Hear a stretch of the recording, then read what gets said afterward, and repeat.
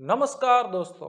28 जून 1914 एक स्कूल में पढ़ने वाला 19 साल का स्टूडेंट जो ऑस्ट्रियो हंगेरियन प्रिंस की गोली मारकर हत्या कर देता है और इस घटना की वजह से जंग छिड़ जाती है। एक ऐसी जंग जो 4 साल तक चलती है, जिसमें 2 करोड़ से ज्यादा लोगों की जानें जाती है। एक ऐसी वॉर जिसमें कई एंशिएंट एम्पायर खत्म हो जाते हैं। एक ऐसी वॉर जो ढेर सारे कंट्रीज और कॉन्टिनेंट पर लड़ी जाती है।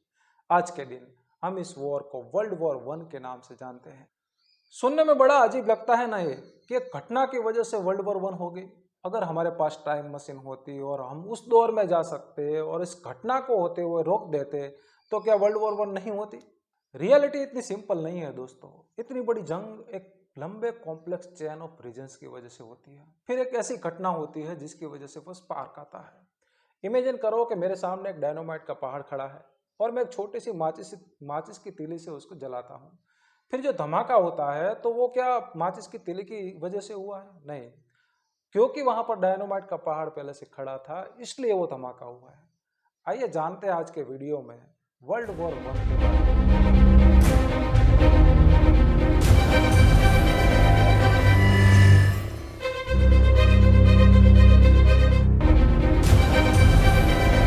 साल 1914 में यूरोप का नक्शा कुछ ऐसा हुआ करता था। बीच में एक बड़ा सा ऑस्ट्रियो हंगेरियन एम्पायर था, जो आज के ऑस्ट्रिया से कहीं ज्यादा बड़ा था।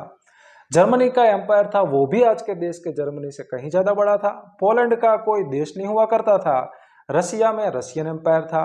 आज के दिन में टर्की है, वहां पर ऑटोमन एम्पायर हुआ करता था। इसके अलावा यूनाइटेड किंगडम और फ्रांस थे। अब इंटरेस्टिंग चीज ये है जानने कि उस समय के ज्यादातर देश मोनार्की हुआ करते थे। मोनार्की यानी कि राजा महाराजाओं का शासन हुआ करता था। इनफैक्ट सिर्फ 3 देश ऐसे थे कि जिसमें डेमोक्रेटिक थी, लोकशाही थी। फ्रांस, स्विट्जरलैंड और सान मरीनो। अब ईस्टर्न यूरोप में कुछ देश ऐसे थे जैसे कि बुल्गारिया, सर्बिया, बोस्निया और रोमानिया। इन्हें बाल्कन कंट्री कहते थे। याद रखना, यह हमारी कहानी में काफी इंपॉर्टेंट है। अब अपनी कहानी की शुरुआत करते हैं हम साल 1878 से। रशियन एम्पायर और ऑटोमन एम्पायर के बीच में एक जंग हुई थी। ऑटोमन एम्पायर एक तरफ था, रशियन एम्पायर दूसरी तरफ था, जो मदद कर रहा था इन बाल्कन कंट्री की ऑटोमन एम्पायर से अलग होने में। लेकिन अक्टूबर 1908 में ऑस्ट्रिया हंगेरियन एम्पायर ने बोस्निया पर पूरा कब्जा जमा लिया। इस संदर्भ में ये उस समय का कार्टून है जो बड़ा ही इंटरेस्टिंग है। ये देखो, ऑटोमन के सुल्तान अपने हाथ पकड़ के खड़े हैं, हेल्पलेस फील कर रहे हैं, क्योंकि ऑटोमन एम्पायर के अंडर इंटरनल प्रॉब्लम आ रही थी। लोग रेवोल्यूशन कर रहे थे। उस समय बुल्गारिया आज़ाद हो गया था ऑटोमन एम्पायर से, जो आप बीच में देख सकते हो। वो इंडिपेंडेंट देश बन गया था ऑटोमन एम्पायर से। लेफ्ट में ऑस्ट्रियन महाराजा फ्रांस जोसेफ, जो बोस्निया और हर्जेगोविना देश का नक्शा फाड़ के छीनने लगे हैं मैप से। अब जो ये बोस्निया देश है, वो 400 साल तक गुलाम रहा ऑटोमन एम्पायर का। अब आज़ादी मिलने की जगह उसको एक और एम्पायर ने कैप्चर कर लिया। निसंदेह इससे बोस्निया में रहने वाले लोग इससे ज़्यादा बहुत गुस्से में थे, आज़ाद होना चाहते थे। बल्कि उनकी नेबरिंग कंट्री सर्बिया है, उनके लोग भी बड़े गुस्से थे इस घटना को होते हुए देखकर। सर्बियन लोगों का बोस्नियन लोगों के साथ ना सिर्फ एक जियोग्राफिकल कनेक्शन था, बल्कि एक एथनिक कनेक्शन भी था। एथनिक यानी कि वंशीय जातीय संबंध था बोस्नियन और सर्बियन के बीच में। एक्चुअली में बहुत सारे देश जो ईस्टर्न यूरोप के थे, उसकी एथनिसिटी थी स्लाव, और इस स्लाव के कनेक्शन को लोग फील करते थे। रसिया में भी बहुत सारे लोगों की जाति थी स्लाव। इनफैक्ट आप इस मैप के बॉटम साइड को देखोगे तो जो डार्क ब्लू वाली कंट्री है, वो अपने आप को साउथ स्लाव करके बुलाते थे। और बहुत से लोगों ने, इन देशों में रहने वालों ने डिमांड की थी कि हमारा एक नेशन बने, साउथ स्लाविक नेशंस। तो ये जो सर्बिया है, उसने दुनिया के सामने कंप्लेन की थी कि जो ये ऑस्ट्रिया हंगेरियन एम्पायर है, वो ना सिर्फ हमारे बोस्निया को गुलाम बना रहा है, बल्कि हमारे साउथ स्लाव को गुलाम बना रहा है। इससे क्या था कि जो साउथ स्लाविक जो लोग थे, उनमें गुस्सा आता है, वो उसमें राष्ट्रवाद की भावना जागृत होती है और वो ऑस्ट्रिया हंगेरियन के खिलाफ हो जाते हैं। लेकिन एनीवेज, 28 जून 1914 ऑस्ट्रिया हंगेरियन के जो प्रिंस है, जिसका नाम है फर्डिनांड, वो अपनी वाइफ सोफी के साथ बोस्निया के सारेजोवा शहर में घूम रहे होते हैं। 5-6 बोस्नियन क्रांतिकारियों ने प्लान किया था कि वो उन्हें मारेंगे। सुबह के करीब 10 बजे एक क्रांतिवीर, जिनका नाम था केब्रनोविक, वो एक बॉम्ब फेंकता है फर्डिनांड की गाड़ी पर। लेकिन बॉम्ब गाड़ी से बाउंस होकर साइड वाली सड़क पर फूट जाता है और करीब 20 लोग उसमें घायल हो जाते हैं। फर्डिनांड बच के भाग निकलते हैं। ये जिस मीटिंग में जा रहे थे उस मीटिंग को वो कैंसिल कर देते हैं और शोक में आकर बोस्नियन मेयर को कहते हैं कि हम आपके शहर घूमने आए और आपने हमारा स्वागत किया बम से। प्रोग्राम कैंसिल करके हॉस्पिटल जाने की सोचते हैं, जो लोग इंजर्ड हुए हैं उनसे मिल सके। हॉस्पिटल के रास्ते में उनकी गाड़ी गलती से गलत टर्न ले लेती है बाय मिस्टेक, पर जब ये गाड़ी मोड़ने लगते हैं वापस सही करने के लिए, तब रियलाइज करते हैं कि वो एक क्रांतिकारी इलाके में है 5 फीट की दूरी पर।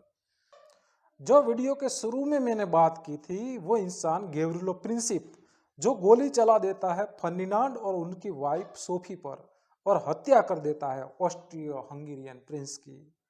गैव्रिलो प्रिंसिप को इमीडिएटली अरेस्ट किया जाता है और लॉ के हिसाब से उसकी आयु 20 साल में 2 महीना कम थी, इसलिए उसको फांसी न देकर 20 साल की सजा सुनाई जाती है। ट्रायल के दौरान गैव्रिलो प्रिंसिप कहते हैं कि मैं एक यूगोस्लाव नेशनलिस्ट हूँ और मेरा मकसद है सारे यूगोस्लाव को यूनाइट करना और अभी के लिए ऑस्ट्रिया हंगेरी से हमें आज़ादी मिले। ऑस्ट्रो हंगेरियन के महाराज फ्रांज जोसेफ आग बबूला हो जाते हैं इस घटना से और जंग छेड़ देते हैं सर्बिया के खिलाफ। रसिया देखता है अब कि सर्बिया देश पर कब्जा करने की शुरुआत की जा रही है। रसिया पहुंचता है सर्बिया को बचाने। जर्मनी देखता है कि रसिया अब ऑस्ट्रो हंगेरियन एम्पायर के खिलाफ जा रहा है, तो जर्मनी पहुंचता है ऑस्ट्रिया हंगेरियन को बचाने। इस बार फ्रांस भी पीछे नहीं रहता और फ्रांस पहुंच जाता है रसिया और सर्बिया के सपोर्ट में। यहाँ पर एक इंटरेस्टिंग चेन बन जाती है जिसे चेन ऑफ फ्रेंडशिप कहा जाता है। बड़ा ही इंटरेस्टिंग कार्टून है यहाँ पर, जो सिचुएशन को डिस्क्राइब करते हुए बनाया गया था। यहाँ पर इटली देश एक्चुअली में ऑस्ट्रिया हंगेरियन और जर्मनी के अलायंस में था, लेकिन वो अपने एग्रीमेंट से पीछे हट जाते हैं ये कहकर कि एग्रीमेंट में कहा गया था कि जब हमारे देश ऊपर कोई और देश चढ़ाई करेगा तब जाकर हम साथ में मिलकर सामने वाले से लड़ेंगे। लेकिन यहाँ पर तो उल्टा सर्बिया पर हमला कर दिया ऑस्ट्रिया हंगेरियन एम्पायर ने, तो इटली इस युद्ध से हट जाता है। लेकिन क्योंकि ऑटोमन एम्पायर की दुश्मनी थी रसिया से, तो ऑटोमन एम्पायर पहुंच जाता है ऑस्ट्रिया हंगेरियन और जर्मनी के सपोर्ट में। अभी यहाँ पर ब्रिटेन भी आ जाता है लड़ाई में, क्योंकि रसिया, फ्रांस और ब्रिटेन की अलायंस ट्रीटी थी। ट्रीटी यानी गठबंधन, संधि। क्या तो ट्रिपल एंटांट करके संधि थी, तो ब्रिटेन भी इस लड़ाई में आ जाता है, कूद पड़ता है और इस तरह से एक बड़ी जंग होती है, द ग्रेट वॉर। यहाँ पर ये सारी कंट्री एक दूसरे के खिलाफ जंग पर आ जाती है। युद्ध के दौरान जर्मनी ने इंग्लैंड के लुसीतानिया नामक जहाज को डुबोया पानी में, जिसमें कुल सवार थे 1153 लोग, जिसमें से 128 अमेरिकी थे। इस घटना से दुखी होकर गुस्साए अमेरिकी वुड्रो विल्सन भी अमेरिका को घसीट लाते हैं इस युद्ध में, यानी कि 1917 से अमेरिका भी इस युद्ध में जुड़ जाता है। जापान भी पहुंच जाता है इस युद्ध में ब्रिटेन और फ्रांस की मदद करने, और जाहिर से बात है इंडिया भी पहुंच जाता है इस युद्ध में ब्रिटेन की मदद करने, क्योंकि उस समय हमारे ऊपर ब्रिटिश रूल्स था, हम उसके गुलाम थे। तो भारतीय लगभग 13 लाख सैनिक जो भारतीय थे वो यहाँ से इस जंग में गए थे, जिसमें से 50,000 जो सैनिक हमारे शहादत हो गए थे। और इसकी याद में इंडिया गेट भी दिल्ली में बनाया गया है, वो उसी की याद में बनाया गया था। उस समय इन सैनिकों का, जो इंडियन सैनिक थे, उनका वेतन था प्रति माह 11 रुपये, जो युद्ध में जीत मिलने के बाद में थोड़ा सा बढ़ाया गया था। तो इस तरह से दो बड़े ग्रुपों में बट गई दुनिया। एक तरफ था एलाइड पावर, दूसरी तरफ था सेंट्रल पावर। एलाइड पावर में रूस, फ्रांस, ब्रिटेन, यूएसए और जापान जैसे देश थे, तो सामने सेंट्रल पावर में ऑस्ट्रो हंगेरियन, जर्मनी और ऑटोमन एम्पायर थे। तो ऐसे शुरुआत होती है वर्ल्ड वॉर 1 की। लेकिन एक खास महत्वपूर्ण सवाल, क्या ऐसा खास था उस समय कि इतने सारी कंट्री उत्सुक थी युद्ध के लिए? अगर आज ऐसी परिस्थिति आ जाए तो इतनी सारी कंट्री तो युद्ध नहीं करेगी ना। ऐसा क्या खास था उस समय कि इतनी सारी कंट्री एक दूसरे के सामने लड़ाई करने के लिए तैयार हो गई? तो इसके मुख्य 4 रीजन बताए गए हैं, 4 मुख्य कारण। वो 4 मुख्य कारण थे: राष्ट्रवाद, साम्राज्यवाद, सैन्यवाद और विभिन्न संधियां। संधियां यानी कि अलायंस। अगर आपको ये वीडियो अच्छा लगा हो तो लाइक कीजिए, सब्सक्राइब कीजिए और शेयर कीजिए।